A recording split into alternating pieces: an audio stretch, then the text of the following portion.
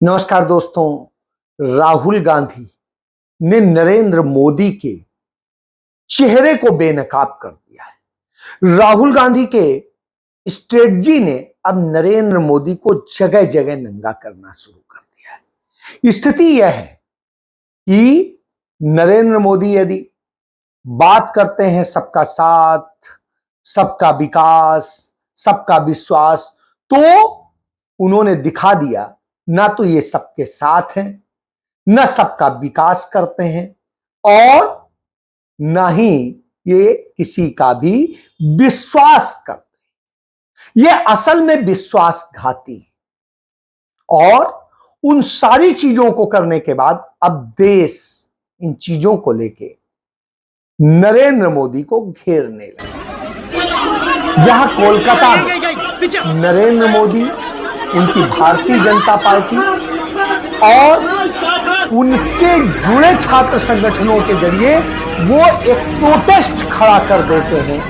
कोलकाता में medical college में हुई 31 साल की ट्रेनी डॉक्टर के साथ हुए रेप के मामले, वही लोग अभिषेक बनर्जी जो सांसद हैं, उनकी बेटी के साथ रेप करने की बात आप समझ सकते हैं कितनी घिनौनी।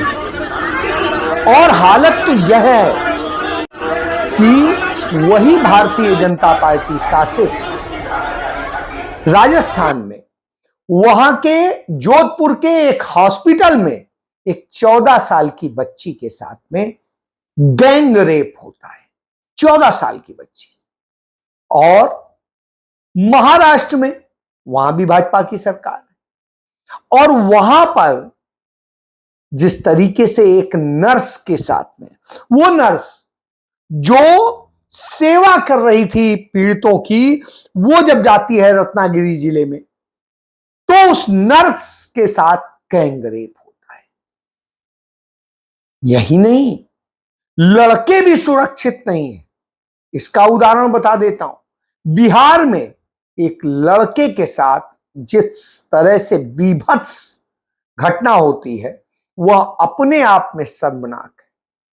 और यह सब होता है उत्तराखंड में। भारतीय जनता पार्टी का नेता सेक्स रैकेट चला रहा होता है। भारतीय जनता पार्टी का नेता, भारतीय जनता पार्टी के ही नेता ने स्पेशल सर्विस की बात की थी, मांग की थी अंकिता भंडारी से, और उस अंकिता भंडारी को फिर मार डाला गया, रेप किया गया, सब कुछ हुआ उसके साथ। आज तक इंसाफ नहीं मिला है। भारतीय जनता पार्टी की ही सरकार है। भारतीय जनता पार्टी की ही सरकार है कि मध्य प्रदेश में भारतीय जनता पार्टी के नेता सेक्स रैकेट चलाते हैं, रेप करते हैं, गैंग रेप करते हैं, और उन पर कोई कार्रवाई नहीं। यह नरेंद्र मोदी का एक विश्वास है जो उन पर लड़कियों ने विश्वास किया था। उन्होंने कहा था बेटी बचाओ बेटी पढ़ाओ। तो यह सत्य है। ये एक छोटी सी मैंने घटनाओं के जिक्र किए, ऐसी बहुत सारी घटनाएं उत्तर प्रदेश में आज ही हुई है। ये घटनाएं देख के आपको तरस आता होगा। तो यह हो रहा है। और इसके बाद में हम यदि कहें कि ये डेवलपमेंट कर रहे हैं, तो किसका डेवलपमेंट कर रहे हैं, इसके भी उदाहरण देखने को मिलते हैं। इसका उदाहरण देखने को मिलता है रामलला के मंदिर में। जो रामलला हम आएंगे मंदिर वहीं बनाएंगे और ये करके करते थे, वहां पर जब सिर्फ नरेंद्र मोदी के प्रचार के लिए वहां की प्राण प्रतिष्ठा का कार्यक्रम जो किया गया चुनाव के पहले, चुनाव में उसका लाभ लेने के लिए, उसमें नरेंद्र मोदी की ब्रांडिंग पे 113 करोड़ रुपए खर्च कर दिए गए। 113 करोड़, वो 113 करोड़ जो दानदाताओं ने राम के लिए दिए थे, वो मोदी के प्रचार में चले गए, उनकी ब्रांडिंग में खर्च हो गए। फिर आप देखिए 3600 करोड़ की मूर्ति बनी थी शिवाजी की। 4 दिसंबर 2023 को नेवी डे पर नरेंद्र मोदी ने महाराष्ट्र में जाकर के उसका उद्घाटन किया था। वो मोदी और शिंदे जो उनके हैं, उनके लोग थे, ठेकेदार थे और सारे लोग थे काम करते।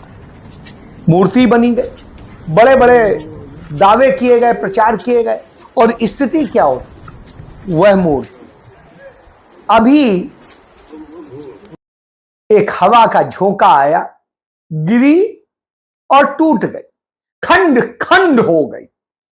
मुख्यमंत्री शिंदे महाराष्ट्र का कहता है कि हवा 45 किलोमीटर प्रति घंटा की स्पीड से थी, इसलिए गिरी और टूट गई। तब शिवसेना के नेता संजय राउत ने बताया, महाराष्ट्र के ऊपर बहुत बड़ा आघात हो गया है। इस प्रकार का चित्र भी हमें कभी देखना पड़ेगा कि इस महाराष्ट्र के राजा छत्रपति शिवाजी महाराज का इतना बड़ा पुतला हमारे सामने टूट जाएगा, बिखर जाएगा, वो भी उनके किले पर। अब ये बोलते हैं कि बहुत जोर से हवा चली। हवा महाराष्ट्र में जोर से चलती है, लेकिन फिर भी बहुत से पुतले समुद्र पे है और किले पे है, बनाए हैं। हवा आपके दिमाग में चली गई सत्ता की। 1933 में गिरगांव चौपाटिया ने समुद्र में लोकमान्य तिलक का पुतला बनाया था।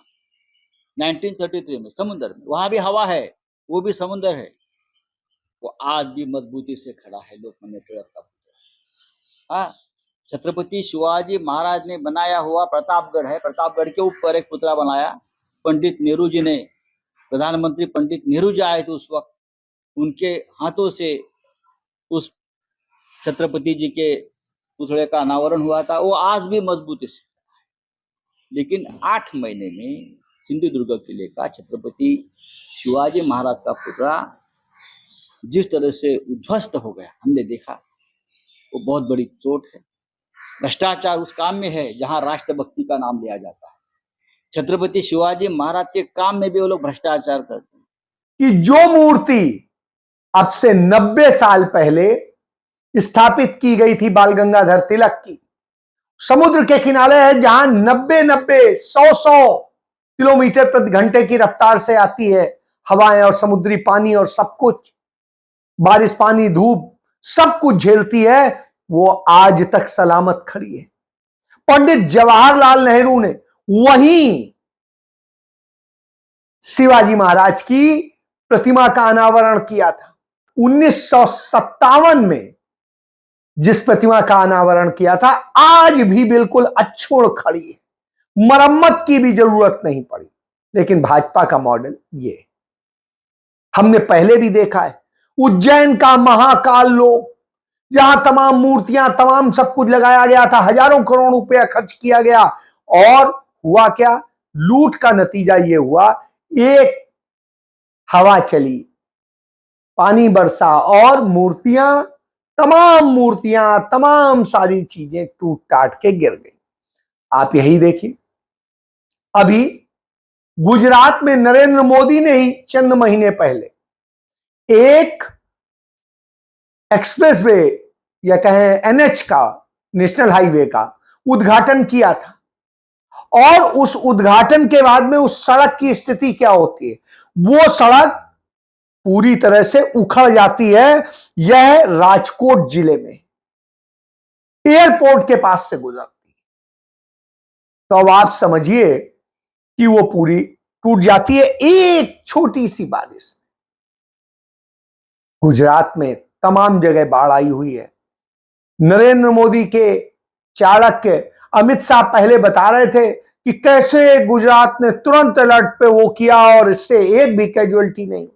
अभी 6 लोग मर चुके हैं, ये मैं कल तक की खबर बता रहा हूं, ज्यादा हो गए होंगे तो अभी मेरे पास नंबर नहीं। तो इस तरह से है, और तमाम जिले डूब गए। तो यह हालत है, और जब यह स्थिति हो तो आप समझिए। तब अपने डेवलपमेंट की जब बात करते हैं, राम का मंदिर छू ही रहा है, सबने देखा है जिस तरीके से राम मंदिर की छत टपक रही थी और सब कुछ हो रहा था। कह रहे थे मंदिर बड़ा भव्य बनाया है, क्या क्या बनाया, तो आप उससे समझ सकते हैं। तो रेपिस्ट होना और ये सब तो भाजपा की पहचान हो गई। कंगना रनौत किसानों को रेपिस्ट बताती है, कंगना रनौत किसानों को हत्यारा बताती है, कंगना रनौत किसानों को खालिस्तानी पाकिस्तानी बताती हैं, कंगना रनौत न जाने क्या क्या बताती हैं, और इसका विदेशी कनेक्शन बताती हैं। जब वो विदेशी कनेक्शन बताती हैं तो हमें लगता है कि भारत में सरकार तो भाजपा की है, वही उसी की वो सांसद हैं। तो जांच करवाएं, जो नेता इसमें शामिल है उन्हें जेल भेजें, उनको जेल में सड़ा दें, हम साथ खड़े हैं। लेकिन यदि नहीं है तो ये फिर माफी मांगो, इस तरह मत बोलो। तो चुप्पी साध जाती है पूरी भाजपा, कोई कुछ नहीं बोलता है। यह इनका चाल चरित्र चेहरा। अब विश्वास की बात कर लीजिए, मुस्लिम हो, कहीं भी हो, कुछ भी हो, तो क्या क्या होता है, झूठे आरोप लगाए जाते हैं। हमने देखा बिजनौर जिले में एक प्राइमरी स्कूल में आयशा परवीन नाम की शिक्षक थी, उन पर कुछ कथित हिंदूवादियों ने आरोप लगाया कि वो छात्राओं को कहती हैं टीका लगा के मत आना, और इसके लिए डांटती हैं। बच्चे सारे निकल के उनके लिए रो रहे थे, प्रोटेस्ट कर रहे थे कि नहीं, हमारी मैम तो बहुत अच्छी, उन्होंने कभी हमें इस तरह से नहीं कहा, झूठ फैलाया जा रहा है। लेकिन उन बच्चों की नहीं सुनी गई, उस टीचर को सस्पेंड कर दिया गया। क्यों? उसका कसूर क्या था? क्योंकि वो मुसलमान थे। शहजाद अली, उसका घर गिरा दिया गया, उसकी गाड़ियां तोड़ दी गई, बेचारा ई रिक्शे से जा रहा था, गिरफ्तार कर लिया गया। कहा गया और ही इतना बड़ा आदमी इससे जा रहा था, पकड़ लिया। यह स्थिति। उधर फतेहपुर में समाजवादी पार्टी के नेता, नगर पंचायत के अध्यक्ष, उनका अपना अपार्टमेंट बन रहा था, वहां पर नक्शा पास था, वहां पे कुछ भी गड़बड़ नहीं दिखा सकता। तो क्या कहते हैं, नक्शा गलत पास था, गलत बन रहा था, नक्शे के मुताबिक नहीं बन रहा था, और यह कहते हुए वहां बुलडोजर चला देते हैं। अब उनपे कैसे आपराधिक मुकदमे दर्ज करके उन्हें वो किया जाए? उनका दोष क्या है? क्योंकि उन्होंने नरेंद्र मोदी की सच्चाई बताई थी कि नरेंद्र मोदी कितना मक्कार व्यक्ति है, और जब उन्होंने यह सच बता दिया, जनता ने यकीन किया और भारतीय जनता पार्टी के प्रत्याशी को हरा दिया। तो भाजपा ये काम करती है, यह तरीका है। वहीं उत्तर प्रदेश में आप देखिए, दो लड़कियां कृष्ण जन्माष्टमी पर फर्रुखाबाद में गई थी, भगवान का कि हम दर्शन करेंगे, उनका वो करें, पूजा करेंगे, और सुबह उनकी लाश दो पेड़ों में लटकी हुई मिलती है। उन्हें मार के लटकाया गया होता है। किसने रेप किया, किसने क्या किया, क्या नहीं किया, सारी चीजें सामने आई, उस पर कोई बात नहीं होगी।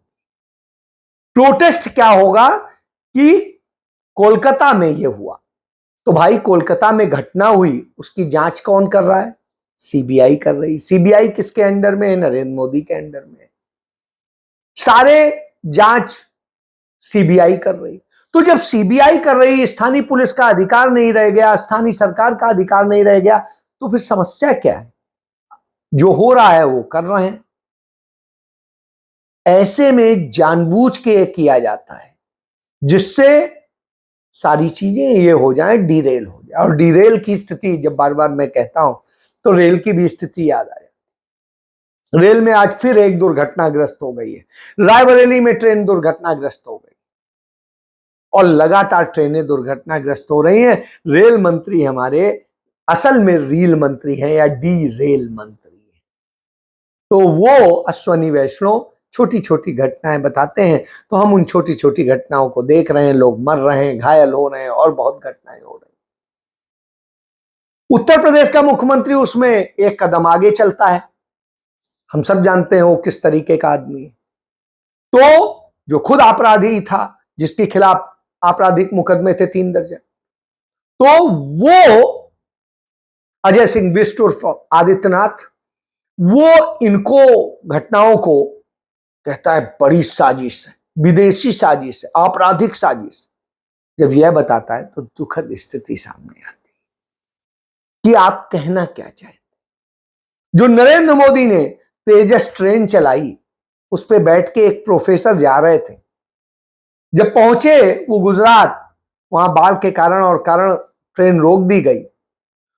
आधे से अधिक सवारी उसमें बैठी थी, न मानवीयता न कुछ।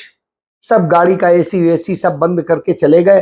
अब आप मर जाओ इसी में, गाड़ी में घुट के मर जाओ। यह बनाया है नरेंद्र मोदी। तो यह इनका विकास है, यह इनका विश्वास है, यह इनका सबका साथ है। सबका साथ नहीं है असल में। ये डरपोक राहुल गांधी ने इनको बार बार दिखा दिया है कि कितना डरपोक। वक्फ बोर्ड का बिल लेकर के आए राहुल गांधी और उनकी टीम ने, जो विरोध दर्ज कराया, मजबूरन उसे वापस लेके जेपीसी को देने पड़ा। जेपीसी में उस पर जब बहस हो रही है तो सब बैक ठोकते हैं। उधर ब्रॉडकास्टिंग बिल लेके आए, लगातार विरोध हुआ और राहुल गांधी ने जब आईना दिखाया तो उसे वापस लेना पड़ा। लिटरल एंट्री को लेकर के आए, राहुल गांधी ने उस पर बोला, विरोध किया और नतीजा यह हुआ उसे वापस लेना पड़ा। उस आदेश को वापस लिया था। अब जब राहुल गांधी पहुंच गए कश्मीर, और कश्मीर में, जम्मू कश्मीर में उन्होंने जब बोला और सब कुछ हुआ, भारतीय जनता पार्टी ने, उसके इतिहास में पहली बार हुआ, 44 लोगों की उसने प्रत्याशियों की लिस्ट जारी करी। राहुल गांधी का असर इतना था कि भाजपाई पहुंच गए भाजपा दफ्तर में ही और तोड़फोड़ शुरू कर दी, गाली गलौज शुरू कर दी। तब वो लिस्ट वापस हो गई। फिर अब दूसरी छोटी किस्तों में आ रही है लिस्ट। तो यह स्थिति है। और कंगना रनौत ने किसानों को गाली दी और सब कुछ किया। पहली बार भाजपा ने प्रेस नोट जारी करके कहा कि नहीं, कंगना रनौत के बयानों से हम इत्तेफाक नहीं रखते। तो आप समझ सकते हैं कितना अब मोदी को डर लगता है, और वह डरना इस देश की जनता को अच्छा लगता है। जय